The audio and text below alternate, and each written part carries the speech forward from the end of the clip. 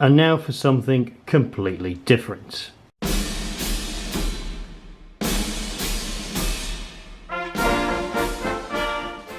Yes, today we have a Tiger Tank 2, also known as the Konigstiger, King Tiger.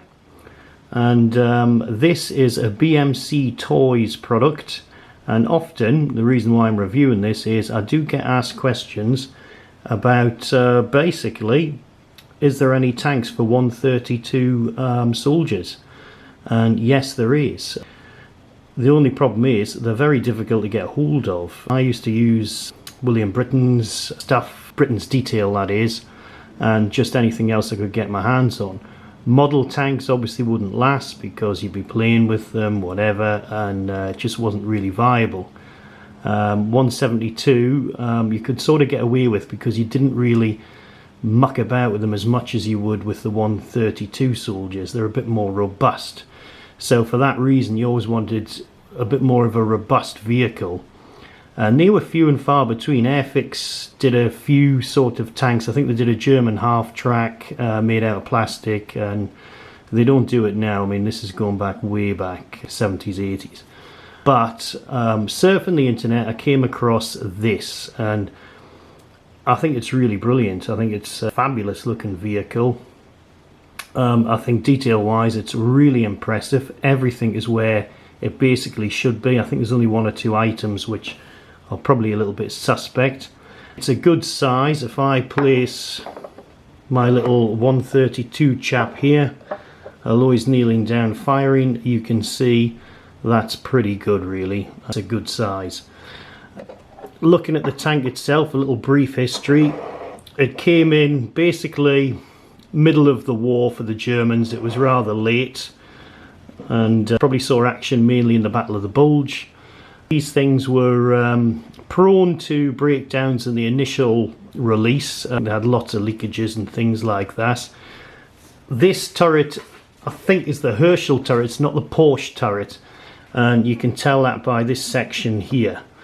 So this is an actual later version of the Konigstiger. It's not with the Porsche turret. Initially it had a Porsche turret. This one is the later option on that.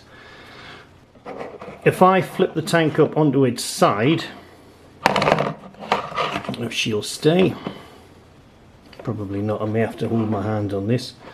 You can see the variety of the turrets that this thing possesses. And basically we've got the commander's cupola here.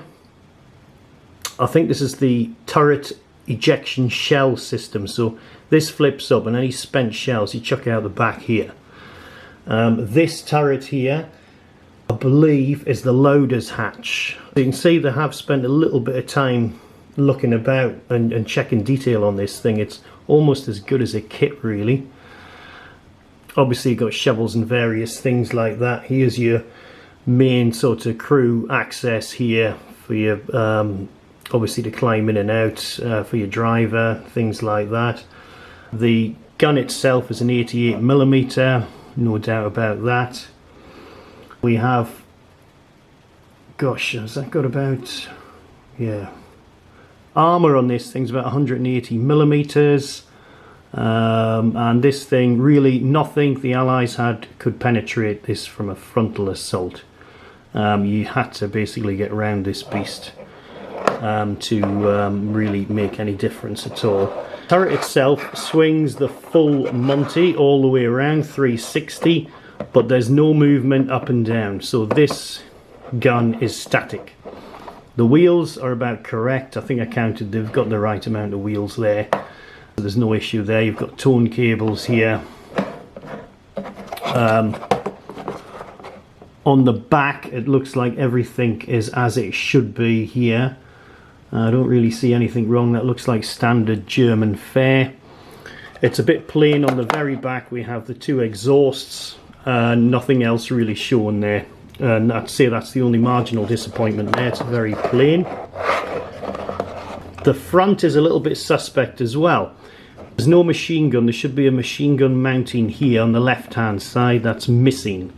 Instead we have this central section here, and I don't know, I can only assume this is a mount for the gun when it's being moved via train or whatever, or not in use. That's the only thing I can think that is. I don't think it's a light, I don't think it's the machine gun just in the wrong place, I just think it's possibly a mount, but I'm not entirely sure.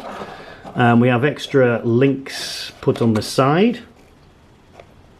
So it is quite well detailed. There's just the odd little funny quirky bit, and we could probably do something about that if we really wanted to, but I think for play factor, which is, you know, what you got to think this thing is, it's really, really good.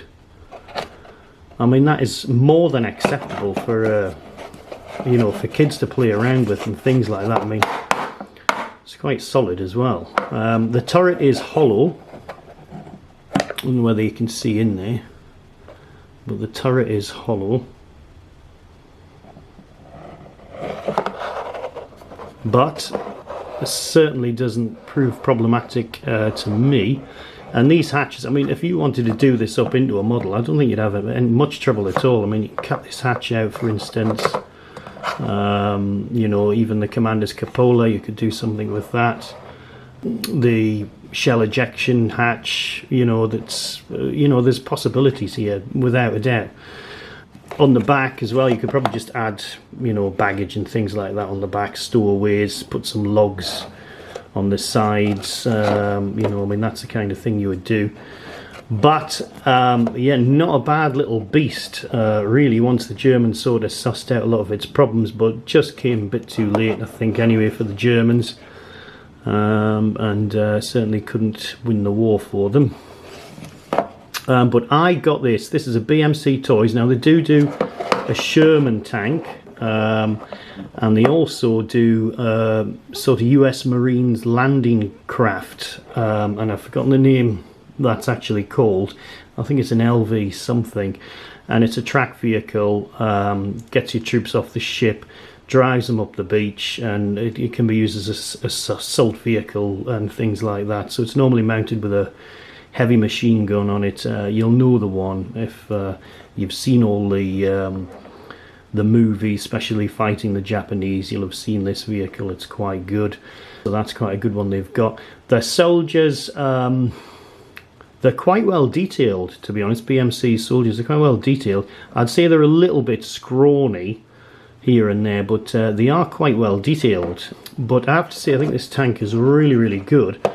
I picked this up for about £12 on eBay. They do have them on Amazon, but I wasn't prepared to wait for it to ship from the United States. And obviously BMC, I believe, is an American company. So in the UK, they are available. We can get them on eBay. This one came within 3 days. It was fairly well packed, but didn't come in any sort of... That's what I kind of got with it. Made in China. It was just in a plastic bag, and around that was another cardboard box with just some foam around. But you know, for 12 quid, I mean, you know, often these 132 size soldiers can cost, you know, nearly that. So to think you're getting a tank for that price. I don't know how much the Sherman tank is. I haven't got a clue. And the LV, I don't know about that either. They also do sort of diorama accessories, and I think there's a flak gun as well. So, I mean, you could fill your boots a bit. I think 10, 12 quid for a toy tank is bloody good, especially when it looks that good. So, I would encourage, have a look at this. So, but I'm fairly impressed with it. Like I say, the only thing wrong with it in my eyes, we've got no machine gun here. And it should have, from what I believe. I can't see a tank not having a machine gun. Obviously they haven't put anything on the top like wires, aerials and machine guns on there. It's just going to get broken. This is a toy. But if you wanted to adapt it, I really think you've got quite a good base there to do things with. Plastic is quite hard, but it's not brittle. And for that reason, I think it's just even, you know, really is quite sturdy. And yeah, BMC Toys, made in China. I think it looks really good. There's a couple of screws in the bottom which obviously hold this section on. I don't know what actually holds the turret on. I don't really want to find out, to be honest, in case I bust it. But that is quite a good tank. I'll maybe check out, there's a few people saying when am I going to review more 132 soldier kits.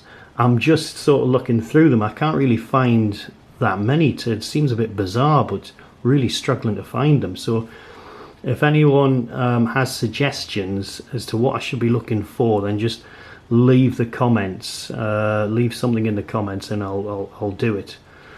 I think I've got one more 172 kit to review, and that's the Australian Airfix. Bit of a surprise on that one. That's but we'll cross that bridge when we come to it. But I am going to do more 132 stuff, and I thought, God, I can't even remember his name. It's either Mike or Steve, but he's always on about, you know, do you know of any vehicles you can get for 132s? Well, yeah, I do now. So, you know, that's brilliant. So I hope that helps him out. But anyway, 10-12 quid. Well, I think that's a bargain for that. And obviously, if you're in the United States, you'll have an easier time getting your hands on these. Amazon, it was coming from the United States, it was listed on there, so I scrubbed it and just went straight with the eBay option. But a lot of detail, and this is a really powerful tank. I guess we could have been more than happy with just your standard Panzer II, Panzer III, whatever. But I mean, they really went the whole hog and gave us this Konigstiger, so you know, really quite good.